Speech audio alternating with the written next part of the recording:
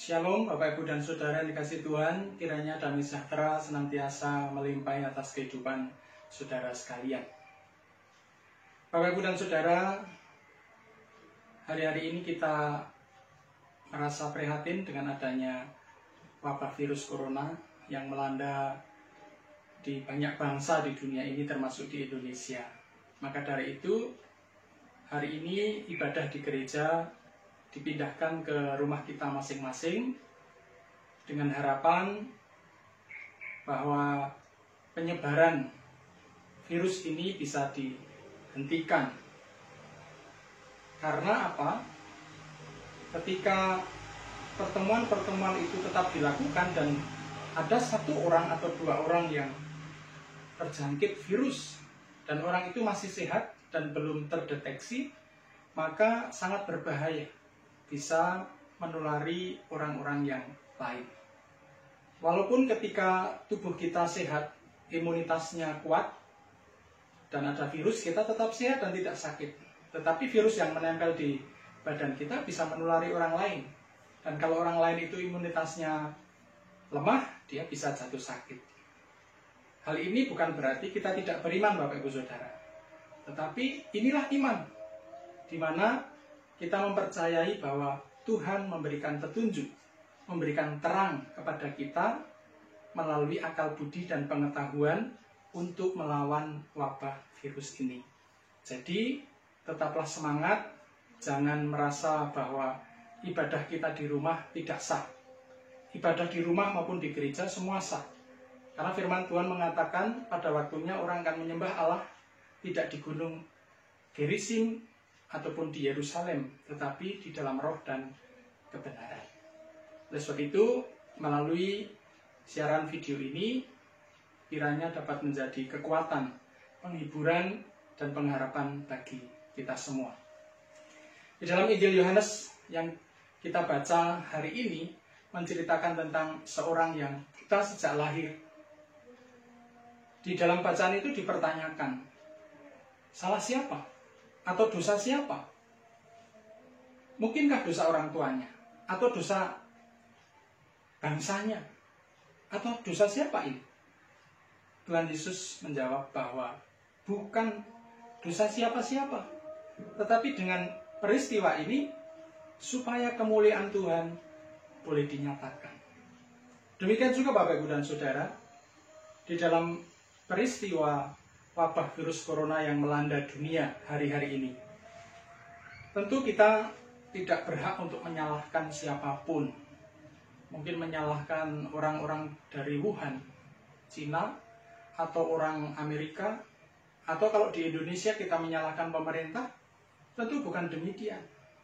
Ketika kita menghadapi persoalan seperti ini, Tuhan mengajarkan kita untuk merubah paradigma yang dari menyalahkan kepada paradigma yang menerima sesuatu itu diizinkan terjadi atau boleh terjadi, supaya di dalam peristiwa itu kemuliaan Allah dinyatakan. Tentu kita tidak mengelak bahwa hal-hal yang buruk itu bisa terjadi dalam kehidupan kita. Namun demikian, baik di dalam suka dan duka, ada tanggung jawab dalam kehidupan kita untuk menyatakan kemuliaan Tuhan. Bagaimana kita menyatakan kemuliaan Tuhan? Tidak lain dengan menyatakan kasih, baik kepada diri sendiri maupun kepada sesama. Kalau konteksnya adalah wabah virus corona yang melanda dunia saat ini, kasih seperti apa yang bisa kita nyatakan? Pertama-tama adalah kita menyatakan kasih kepada diri kita. Dengan cara apa? Melindungi diri kita, menjaga kita tetap sehat, dengan cara pola hidup sehat, berolahraga, makan yang sehat, dan juga melindungi diri dari paparan virus ini dengan cara diam sejenak untuk tidak berinteraksi secara sosial yang lebih luas. Kita mengasihi diri sendiri, penting. Sekaligus kita juga mengasihi sesama kita, yaitu untuk tidak berinteraksi secara sosial yang lebih luas, melakukan pertemuan-pertemuan komunal dengan banyak orang. Karena hal ini menjadi salah satu cara bagaimana kita menghentikan penyebaran virus ini kepada orang lain. Bapak, Ibu, dan Saudara yang dikasihi Tuhan, kasih kepada diri kita sendiri, kasih kepada sesama. Karena di dalam hukum kasih pun dikatakan, kasihlah sesamamu manusia seperti mengasihi diri sendiri. Kalau diriku juga tidak mau terpapar virus, tentu orang lain juga tidak ingin terpapar virus. Maka dari itu kita pun boleh menjaga kehidupan sesama kita supaya juga tidak terpapar virus. Dengan menghindari pertemuan-pertemuan komunal ini juga merupakan wujud daripada pemeliharaan kehidupan. Damai sejahtera yang dinyatakan Allah adalah dalam rangka memelihara kehidupan supaya damai sejahtera itu tetap terjadi. Untuk itu, janganlah berkecil hati atau merasa bahwa ketika kita tidak melakukan ibadah di gedung gereja atau tidak melakukan interaksi sosial, berarti kita tidak beribadah dengan benar. Kita tetap melakukan ibadah dengan cara berdiam diri, supaya wabah ini tidak semakin meluas. Di dalam surat Efesus juga dikatakan bahwa kehidupan orang-orang yang telah diterangi oleh Tuhan, tandanya adalah senantiasa menghasilkan kebaikan, keadilan, dan kebenaran.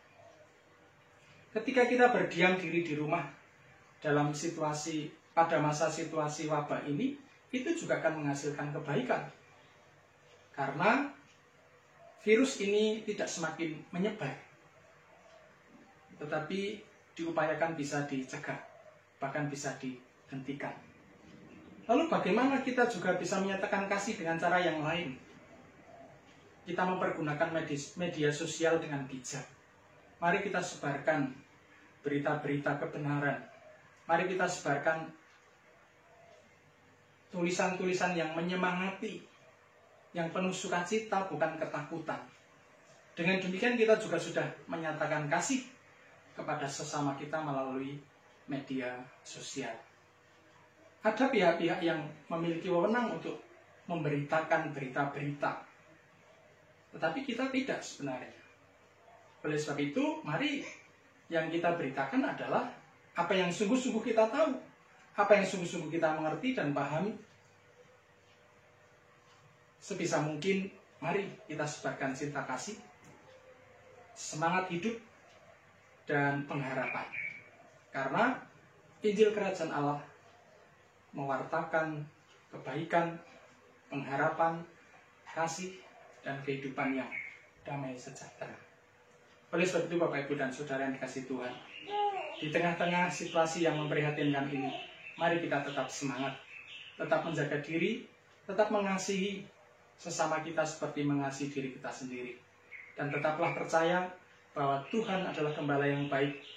Ia menuntun kita, memberikan petunjuk kepada kita, supaya wabah ini, keprihatinan ini boleh berlalu dan kita boleh menerima keselamatan. Selamat berjuang, mari kita berjuang bersama. Tuhan Yesus memberkati. Hosiana, amin.